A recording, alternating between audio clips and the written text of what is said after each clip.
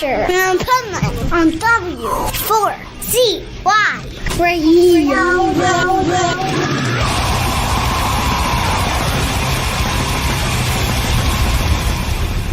Wake up, America! It's time for the Adventures of Pipeman on W4CY.com, West Palm Beach's #1 internet radio station. Here's your host, the Pipeman. A skeleton king on a bone throne, lies on the deep, where souls are unknown. Kingdom of skulls, trapped in this maze, no life can be saved. Kingdom of skulls, where life is sold, lost and gone.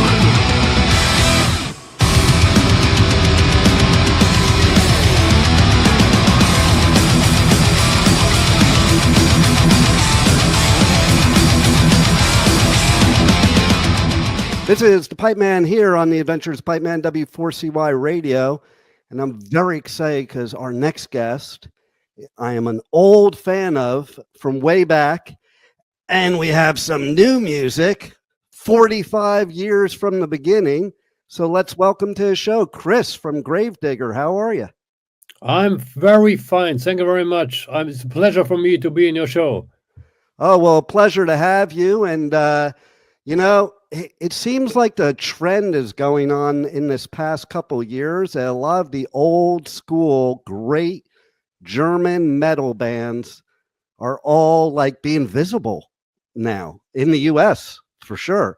You know, they were probably still visible in Europe, but it's just amazing that this great music is coming back. And I'm always in awe of somebody like yourself, that after doing this for 45 years, you can still create new music. It just blows my mind. How does that even happen? Like, how you still have these creative ideas? I think the most important thing is that you love what you do, and I'm gifted because I can do what I want. I can do my creativity. I can record albums. I can play live. And that is the greatest gift as a musician. And I can feed my family from that. And that gives me the power and energy to carry on with the band and to create new records. There you go. And, it's funny because I do, like you mentioned records. I'm still into vinyl, as we all should be. And like right in front of me is my vinyl collection. And in there is Heavy Metal Breakdown. It's nice, man. 10 days ago, it was my birthday. I'm now 63 years old. Wow. And happy birthday. Thank you. I made myself a present. I bought a record player again, after all these years. And then I start listening to all my old records on vinyl.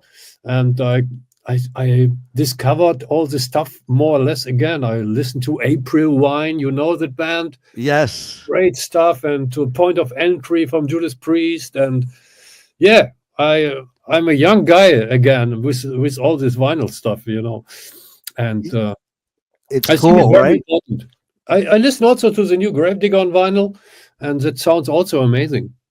Yeah, well, how can it not? It's amazing too, even in my vinyl collection and cassette collection that I still have, there are bands that I have and albums I have that you can't even get anymore, not even on Spotify or Apple Music or anywhere else.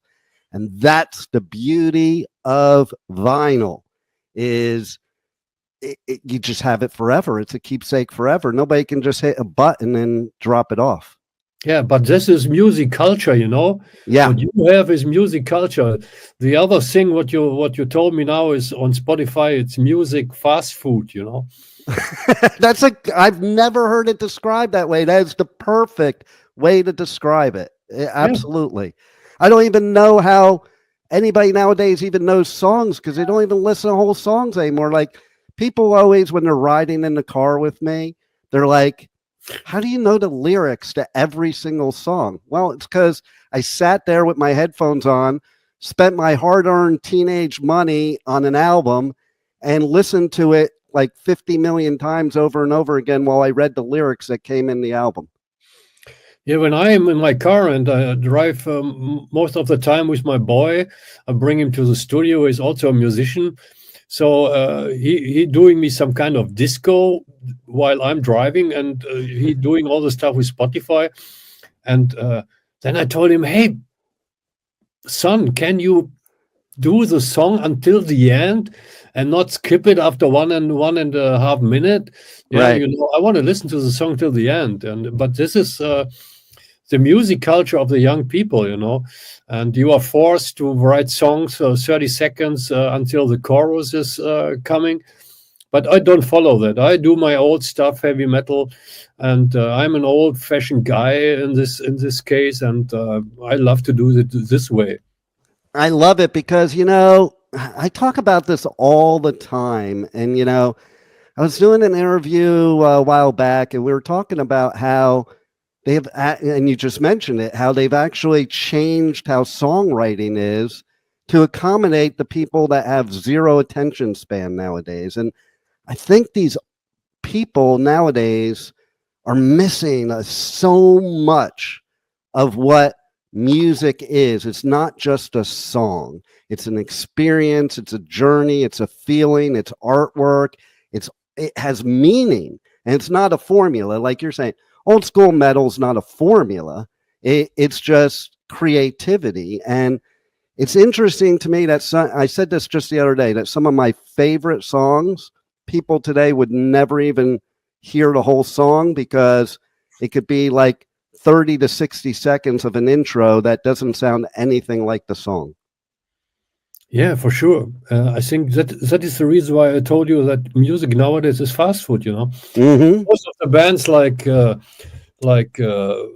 Sabaton or Beast in Black, all these Euro pop bands, they start more or less with the chorus. Yeah. People notice directly. Oh wow! And we start with we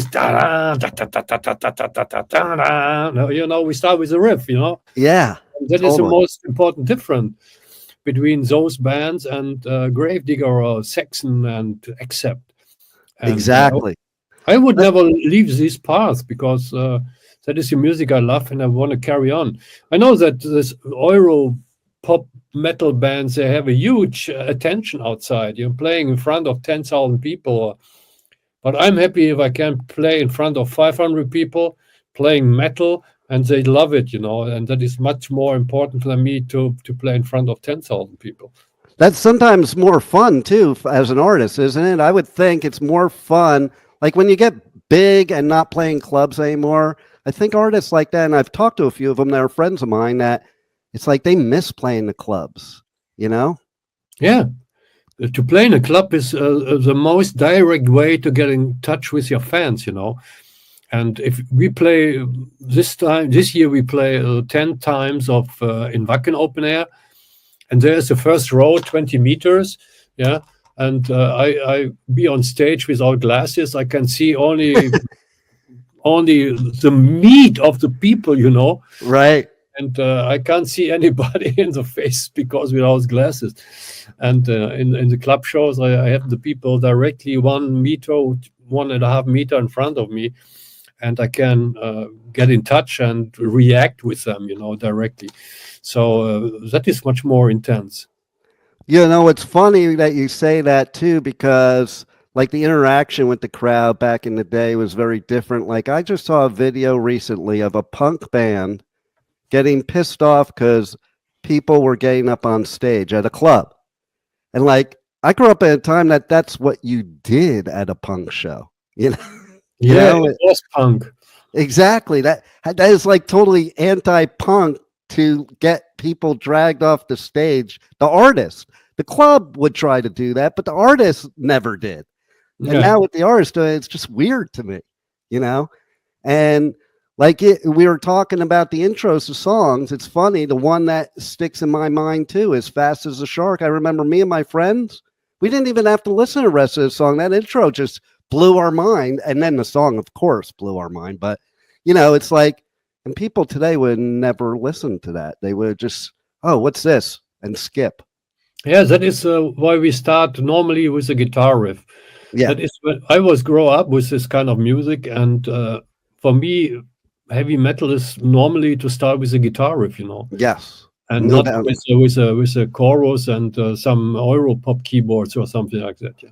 And how can you have heavy metal without leads like solos and stuff like that, which seems to be eliminated nowadays too? Listen to Sabaton. They play with a 5-piece band, and the main instrument is the keyboards, and they don't have a keyboarder, Wow. And, I don't know if they have guitar solos, but I think. But anyway, I don't want to look to the right or to the left. I make Gravedigger music, and I'm happy with that. And I hope that a lot of people enjoy Gravedigger music too. So it's not necessary to follow these new bands, Well, and the key is, that's my point, is here you are 45 years later with the new album Bone Collector dropping on the 17th, and man, it's just as good, if not better, than it's always been. And that's impressive to me too, because listen, after 45 years too, there's a lot of bands or artists that just go through the motions, and I can tell from this music that you put your heart and soul into it. Yeah, for sure. And we try to build a bridge, from Bone Collector to Heavy Metal Breakdown and back to show the people again the signature sound of the band.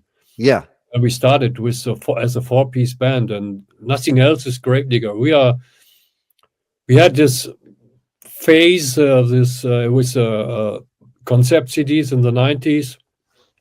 There's a huge success with them. But at the end, we are a band with a guitar, with a bass, with drums and vocals and nothing else. And that is what we use on stage, and that is what we want to present to people. Absolutely. So do you have a favorite song on Bone Collector, and why? I like The Devil's Serenade. It sounds like an 80s stadium rock track. And I like the attitude and the approach of the song. So this is, for me, one of the perfect songs of the new album. Nice. And so you have a tour going on, so that's really cool. Tell me how it feels too, 45 years later, to still be playing live music. It's amazing, right? It shows up that this tour will one of the most successful tours in the last 20 years. Wow. And after all these years, it's amazing to be on stage and present your music to the people outside. Yeah, and I love hearing that, because that just tells me how much you love music, okay? Because, it takes a certain person to love being on the road and doing live shows.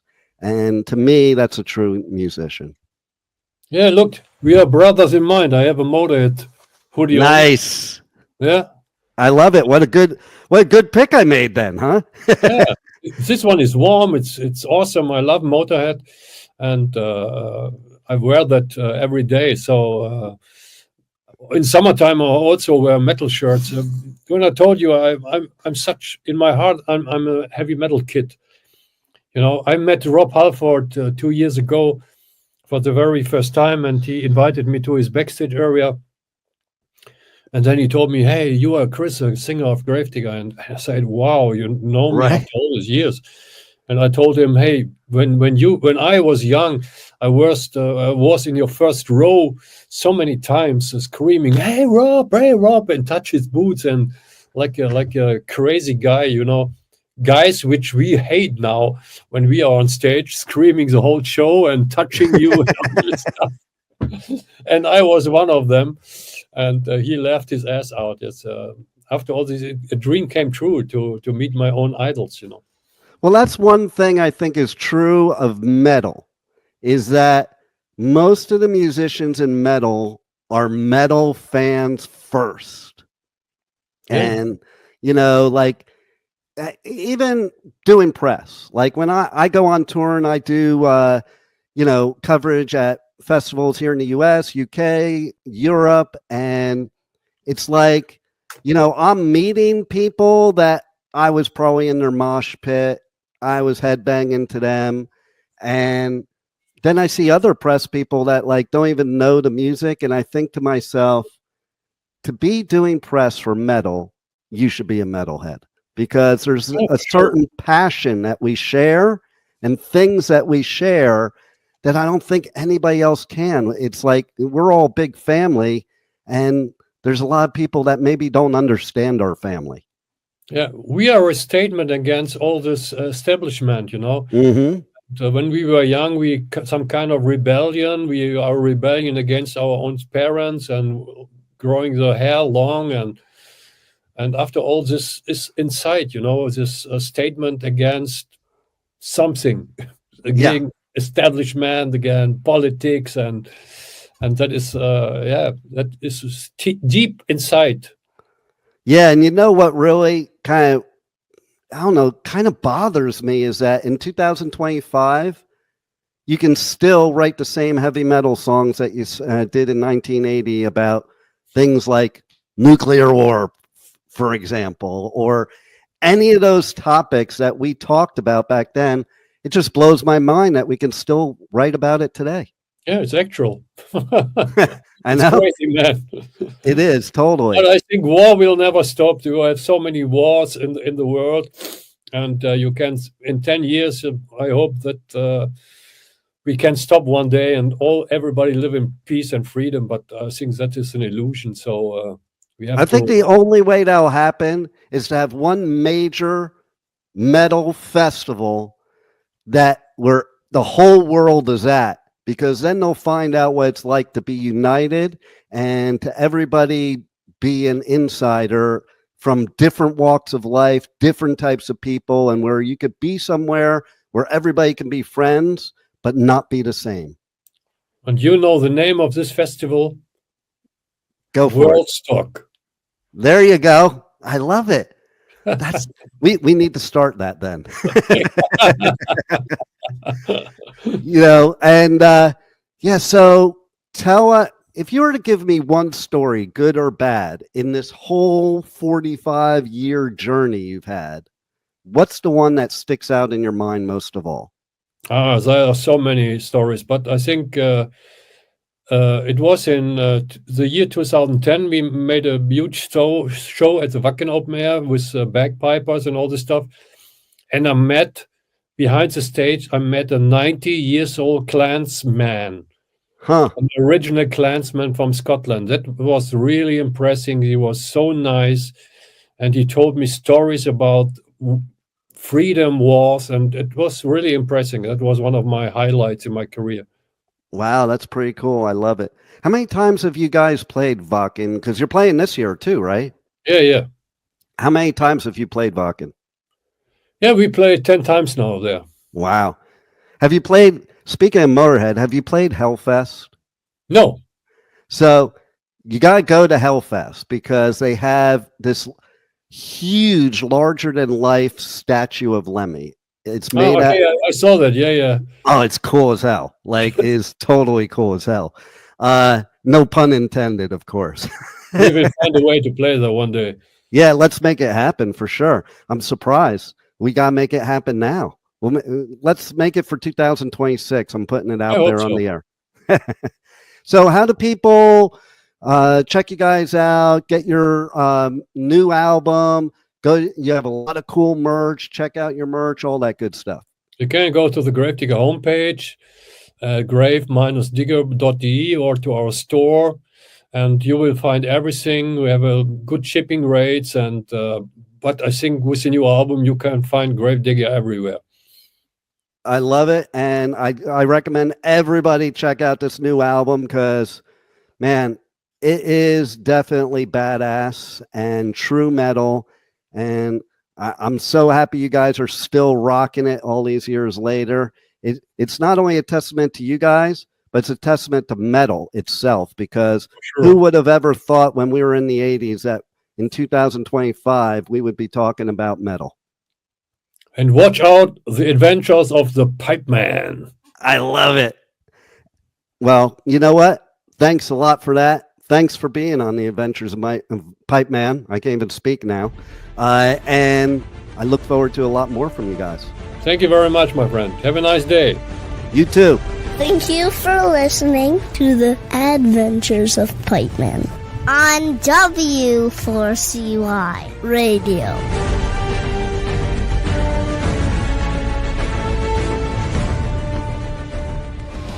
Hi, it's Chris Baldner from Gravedigger, and you are listening and watching to the Pipeman on 456895 Radio.